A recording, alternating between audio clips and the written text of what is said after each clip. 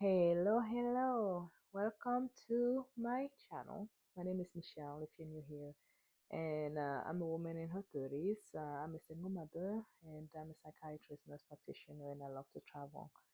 On this channel, I'm going to be discussing aspects of all of those. I'm in my 30s, so I think I've learned a thing or two along the way, and I'm hoping that somebody else can benefit from that information. Today, I would like to talk about the importance of doing the damn thing. Um, if you're like me, you have all sorts of plans that you keep procrastinating on. Um, and I've gotten to the point in my life where it's like, why? Why wait until tomorrow? What I can do today? And I came to this realization fairly recently because for the past 2.5, almost 3 years, I've been thinking about going for this extended trip to Cameroon, which is where I'm from, and I've been kind of just wanting to go there because I was thinking, well, I left there when I was so young, and I would love to re-experience that place again and just kind of spend time with the people that I love because I still have a tremendous amount of people over there. And I wanted my son to get to know where he's from. I want him to learn French. And I would love to just kind of get back to the grind of what it means to be a Cameroonian. It's hard to explain, especially for somebody like me who's been gone for such a long time. It's been 21 years, and in that time, I think this was the fourth time I went back, and the other times it was 2, 3 weeks, no, 3 weeks to a month at the most. And in that time, it's constantly been running around, visiting various family members, finding a little bit of time to play tourist, and it just hasn't been enough. I wanted to find my roots again and just kind of spend an extended amount of time there. So for the past 2.5, 3 years, I'd been talking to my friends about it, and I think they got to the point where they were sick of me. Because whenever they were asking me about my long-term goals, I would be like, "Oh yeah, I want to do this, this, this," but I don't want to do it until I go spend an extended amount of time in Cameroon and see how that would go. Oh, I'm thinking about potentially moving to Cameroon and all of these things. So finally, they were just like, "Just do it. You know what, Michelle? Just do it. Just put your house on Airbnb, find somebody who can watch it, take care of it for you, and then just go. And then either way, you have an answer." And finally, I was like, you know what? Why not? My son is 6, starting kindergarten because he was born in October, so it's a little bit later. So he was starting kindergarten. Yes, the foundation is important, but I can teach him some of that at home. I can buy him some resources, and if I want to do that, as far as he's concerned, this is the best time to do it because he's not going to miss out on too much. And then, as far as work, I needed to make some adjustments, which I did. And then I was able to list my place on Airbnb. My little sister decided to watch it for me. Um, um, and then some of the concerns that I had about moving to Cameroon potentially were taken care of. Family stepped in to give me resources, friends stepped in to give me resources, and before I knew it, I was in Cameroon. And even my family had been talking about it for so long, they were not even surprised when I brought it up again. They were just like, okay, when are you making it happen? How is it going to happen? How long are you staying? Uh, when I was leaving, I told myself I'm going to plan to stay at least, what did I say? No, I bought a one-way ticket for us. Then I was telling myself, you know what? If I get there, it works out well, I'm going to stay longer. And if it doesn't, I'm going to pack our bags and come back. When we got there, I was like, okay, we'll stay for a month. A month came and by, was great, no problems at all. Second month came and went by, no problems, everything went well. Third month came, and then my son started being like, oh, mama, I want to go back home. Feeling homesick. He was missing his friends. He was missing our house. I guess I did too good of a job of creating a home for him because he's like, man, I need to go back to my house. He missed his room, his bedroom. He was missing the foods over here. He loves blueberries, and they didn't have any blueberries over there. And he wanted smoothies. They didn't have the fruits that he wanted over there, and then some of the toys he wanted. And I didn't want to buy too much, and I couldn't bring too much. It's a long trip, and it's luggages and all of that. Um, and also he was missing his friends. Despite calling and having video time and all of that, it just was not the same. So starting the third month, he started complaining about that, asking questions about when we're going back.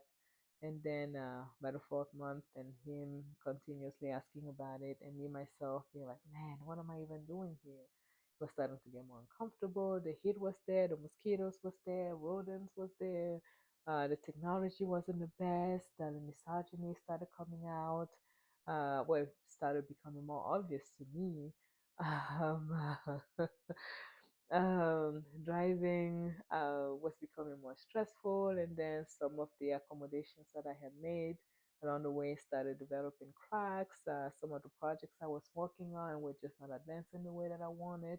And it's just like, what am I doing here anyway? I have a comfortable home over there. My job is comfortable. My bed, oh, I was missing my bed so much. Whenever I'm away, my bed. I miss my bed so much when I'm away. I was missing my bed, and I felt so badly for my son for taking him away from the comforts that he's used to. And and the story that kept playing in my head is, why are you even doing this? Why are you doing this, Michelle? Why are you doing this? So finally, I was like, you know what? We're gonna head home. So by what? Maybe a month uh, out, I just decided to go ahead and buy a plane ticket and head back to the States. And during that time, I figured it would give us enough time to just kind of get prepared and tell everybody and all of that. And my family was like, "Oh, we thought you were staying for a year. You said you were staying for a year." I was like, "No, I never said that." They were like, "Well, we're all your kid in school, so we figured he would stay at least to the end of the year." Like, no, I never said that. And he's young; he's going to adapt. And then before I traveled, I had gone to his school here in the U.S. and I asked some questions, and they said the transition back is not going to be any difficult at all. There was no problem because of the area where we live. They had already received his paperwork from his preschool, and they had all the paperwork they needed pretty much. And they were saying that when we wanted to come back, just give them a ring to let them know, maybe about a week ahead of time, to let them know we're coming back, and then they will get things rolling. So there was no worries about that. And my work was fine. Um, so yeah, we decided to pack up and head back home. And when we got home, it just kind of seems like a whole burst of energy. Suddenly now, man, I love my home. I love my house so much now. I want to fix everything. I'm being so meticulous about taking care of it now. The projects that I had, as far as like the curtain, the painting, we painted my son's room, which he's been asking about it forever. We bought the paint months ago, and then there was, for me, it was just like, oh, we'll do it later. If we're traveling and we're going to be staying there for a long time, then what's the point of painting it? If I'm going to be selling the house, then what's the point of adding all these colors? And then with everything else too that I wanted to do around the house, it's always like, well, if we're going to be gone for a long time, why spend all this money? Yeah, because if it works out over there, maybe I'm gonna sell the house. And I hadn't realized so many things that I had on hold because I had that secondary plan constantly walking in the back of my head. I had a way out, and until I was able to do that thing that I had been planning on for so long, I couldn't move forward. And now that I've done that and I'm back and I'm like full of energy, I'm like, oh no, I'm doing all of these things. And it's incredible. And those are things that I would not have done while this other thing was hanging over my head. And it's like, yeah, isn't that so obvious? Yes, it's obvious, but we all deal with this all the time. We have things that we want to do, we put them in the back of our heads, and we don't realize how much is weighing us down because we cannot move forward, because we have one foot in and one foot out. We can't quite decide on which way to go, and we keep procrastinating. And before we know it, time has gone, and we still haven't done the thing. We haven't made a decision one way or another. And I just have such a brand new appreciation for now that I've made that decision, I've done the thing that I wanted to do, and I can move forward with my life. And it's a beautiful feeling. I honestly can't even explain how beautiful that is because I can breathe. I didn't realize that I was holding my breath again, just waiting for this magical thing to happen to me. And when it did, and it's like, you know what? I'm okay with that. I'm so glad that I did it. I have people asking me, "Oh, how was the experience? Are you happy that you did it?" Oh, yes, I wouldn't trade it for anything at all. I do wish that I had stayed a little bit longer. I think I would have gotten more out of the experience and maybe gotten more out of my comfort zone and just and learn to be more uncomfortable with the discomfort. But I couldn't rationalize it to myself. Like I didn't need to do that, and I could always go back. It's home. So when people are asking me now, are you going to do it again, or was it the right decision? Absolutely. Would I do it again? The answer typically is who knows? We'll see. Who knows? I'm not planning on it right now, but seeing the way that the U.S. is, well, it's moving right now, it's like, I mean, if it's going to keep happening the way that things are right now, who knows? Maybe we might be on the verge of World War III. And if I was to go back to Cameroon for an extended trip, it's like I know that I could do it. I got over there. I was driving. I was driving in Cameroon in Yaoundé. I had never driven in Cameroon. Well, I had in short distances in the neighborhood, but in Yaoundé, in the big city, there's traffic. Uh, with other cars, there's motorbikes, there's pedestrians, there's hole on the street, there's animals, there's all sorts of things. So driving in the city is a challenge. And for me to be able to say that I drove in Cameroon, oh my gosh, amazing. And I reconnected with a friend of mine, my childhood friend, my first love, first boyfriend, and we got to spend a good amount of time, and I'm so grateful for that. I got to spend time with family. I got to eat the food. When I came back, my skin was glowing. That is gone now, but I built connections. I made some new friends, and that with whom I'm planning on keeping in touch with. I had a hair person, and they're the ones who dyed my hair. I had a nails person.